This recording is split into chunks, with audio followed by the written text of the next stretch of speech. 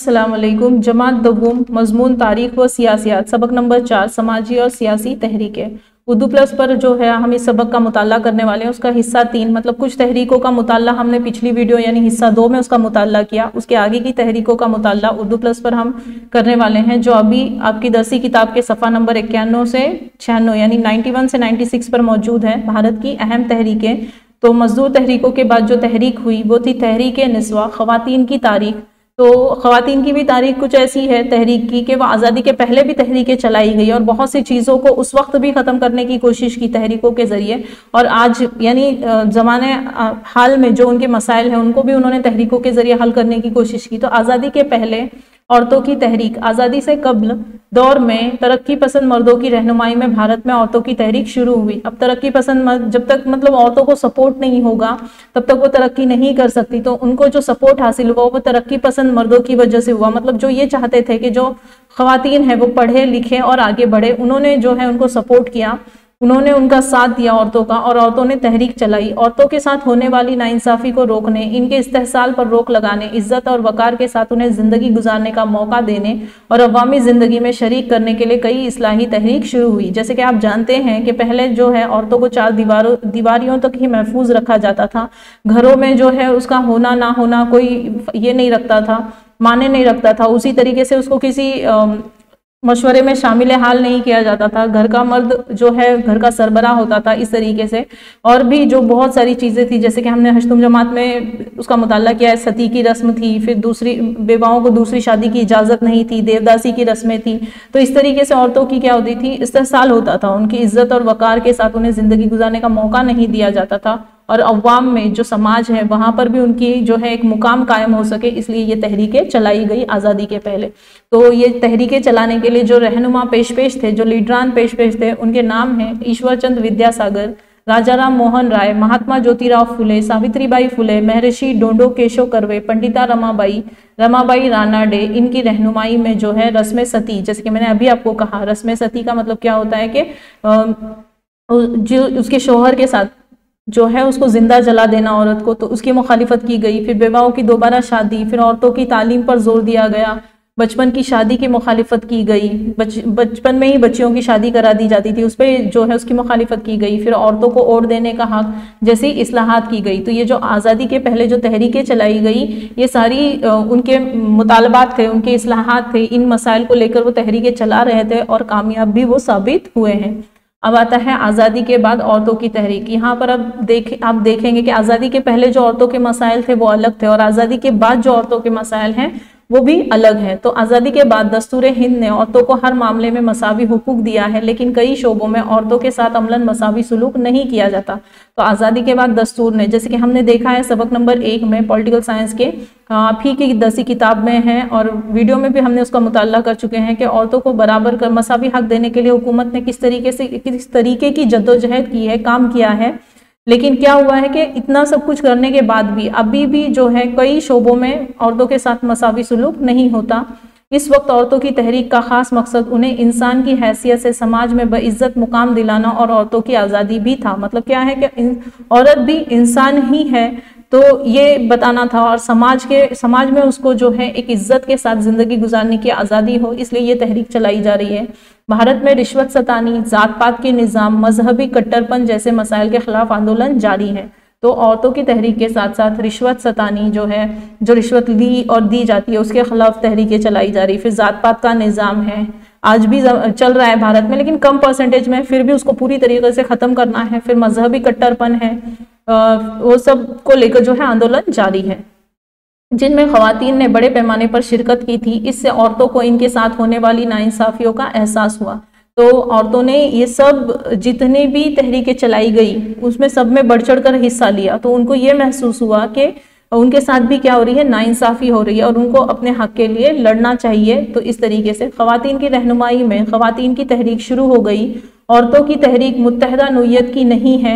मुत्तहिदा नौइयत की मतलब क्या होता है कि अपने अपने तरीके से वो तहरीक कर रही हैं, अलग अलग उसका तरीका अपनाते हुए। तो और हर औरतों के हर मसले जो हैं अलग अलग हैं, जैसे कि लेकिन औरतों की सेहत, इनका समाजी तहफ़्फ़ुज़, इनकी माशी खुद किफ़ालत और इस्तेहकाम जैसे नुकात पर मुख्तलिफ सतहों पर औरतों की तंजीमें गौर व फिक्र कर रही हैं। तो एक तो इनके जो मसले हैं, इनके जो मुतालबात हैं वो हर जगह अलग अलग हैं, लेकिन कुछ मुतालबात, कुछ जो नजरिए हैं वो मिलते जुलते हैं। जैसे कि सेहत है, फिर समाजी तहफ़्फ़ुज़ है, समाज में उनकी हिफाजत होनी चाहिए, माशी खुद किफ़ालत मतलब अपने पैरों पर वो खड़े रह सके। उसके बाद आता है इस्तेहकाम जैसे नुकात पर, इस्तेहकाम मतलब इस्तेहकामत हासिल कर सके। मुख्तलिफ सतहों पर औरतों की तंजीमें गौर व फिक्र करती हैं, तो ये इन तमाम मुतालबात को लेकर भी औरतों की जो तंजीमें हैं वो क्या कर रही हैं, गौर व फिक्र कर रही हैं, और ये कर रही हैं कि किस तरीके से इन मसलों को, इन मुतालबात को जो है हल किया जा सकता है या हासिल किया जा सकता है। औरतों की तालीम और इन्हें इंसान का दर्जा और वक़ार दिए जाने पर इसरार का चैलेंज ख़वातीन की मौजूदा तहरीक को दरपेश है। मतलब सबसे बड़ा चैलेंज ये है कि औरत को इंसान का दर्जा दिया जाए और इज्जत के साथ ज़िंदगी गुजारने का जो सहूलत है वो दिया जाए, उसकी हिफाजत की जाए। नेक्स्ट आता है माहौलियाती तहरीक। तो सबसे पहले मैं ये बता दूं कि ये जो माहौलियाती तहरीक है ये सिर्फ भारत का ही मसला नहीं है बल्कि पूरी दुनिया का मसला है। तो उस पर किस किस्म की तहरीकें चलाई जा रही है और किन मुतालबात को लेकर या किन मसलों को लेकर तहरीक चलाई जा रही है, इसका मुताला हम करने वाले हैं। तो माहौलियात की तनज़्ज़ुली मतलब क्या हो रहा है, माहौलियात को नुकसान पहुंच रहा है। ठीक है, आज के ज़माने में एक कौमी और बैनुल अक़वामी सतह का संगीन मसला है। तो मैंने अभी कहा कौमी, और ये सिर्फ भारत का ही मसला नहीं, बैनुल अक़वामी मतलब दुनिया में जितने ममालिक है सबका मसला है। और माहौलियात को रोकने के लिए बैनुल अक़वामी सतह पर भी कई तहरीकें सरगर्म अमल है। तो सिर्फ भारत में ही तहरीकें नहीं चलाई जा रही, मतलब पूरी दुनिया में, दुनिया के जितने ममालिक है सब इसके खिलाफ जो तहरीकें चला रहे हैं कि माहौलियात को नुकसान ना हो। भारत में भी माहौलियात के मुख्तलिफ मौज़ूआत को तरजीह देते हुए कई तहरीकें जारी हैं। तो भारत में भी माहौलियात को लेकर, उसके कई मौज़ूआत को लेकर तहरीकें चल रही है और उसको तरजीह भी दी जा रही है।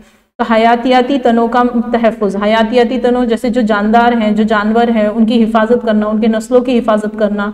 पानी के मुख्तलिफ मनब्बों का तहफ़्फ़ुज़, मनब्बा मतलब जहाँ से पानी का शुरुआत होता है उसको मनब्बा कहते हैं, तो उसकी हिफाजत करना। जंगलाती गिलाफ, जो जंगलात का जो इलाका है उसको ख़त्म होने ना देना। फिर दरियाओं की आलूदगी, जैसे कि आप तस्वीर में देख रहे हो, दरिया कम नज़र आ रहा है, नाला ज़्यादा नज़र आ रहा है। तो यहाँ पर क्या हो रहा है, बहुत ज़्यादा गंदगी हो रही है जिसकी वजह से साफ पानी नुकसान हो रहा है और उससे नदी में रहने वाले जो जानवर हैं, जो जानदार हैं, उनको तकलीफ हो रही है।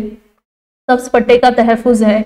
सब्ज़ पट्टा ये भी ग्रीनरी से ताल्लुक़ रखता है, मतलब जो घास है, जो दरख्त है, उनको नुकसान ना होने देना। कीमियाई मादों का इस्तेमाल और इनके ख़राब असरात वगैरह मसाइल की यकसुई के लिए तहरीकें जारी हैं। तो कीमियाई मादे, जो केमिकल फैक्ट्रीज वगैरह होती हैं, वो सारा पानी अपना केमिकल वाला जो है नदी में छोड़ देती हैं, जिसकी वजह से नदी का पानी जो है आलूदा हो जाता है इस तरीके से। तो इन तमाम मसाइल को लेकर तहरीकें चलाई जा रही हैं। उसके बाद है डॉक्टर राजेंद्र सिंह, भारत के जल पुरुष के नाम से पहचाने जाते हैं। डॉक्टर राजेंद्र सिंह ने राजस्थान में एक बड़ा आबी इनकलाब लाया। आबी का, आपका मतलब होता है पानी। अब वो इनकलाब क्या था कि उन्होंने क्या किया कि 1000 पुश्ते, राजस्थान में 1000 पुश्ते दरियाओं पर मिट्टी के बंद तामीर करने की वजह से राजेंद्र सिंह बहुत मशहूर हो गए। अब ये पुश्ते कायम करने से क्या होता है ना, पानी की जो ये रफ्तार है वो सुस्त हो जाती है, मतलब पानी जमा होते रहता है।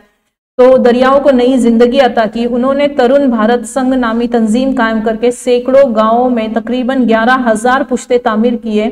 पूरे मुल्क में पद यात्रा, पद का मतलब है पैदल, पद यात्रा करके तहफ़्फ़ुज़ आब, दरियाओं को दोबारा जिंदगी देने, तहफ़्फ़ुज़ जंगलात, जंगली हैवानात के तहफ़्फ़ुज़ वगैरह की मुहिम चला रहे हैं।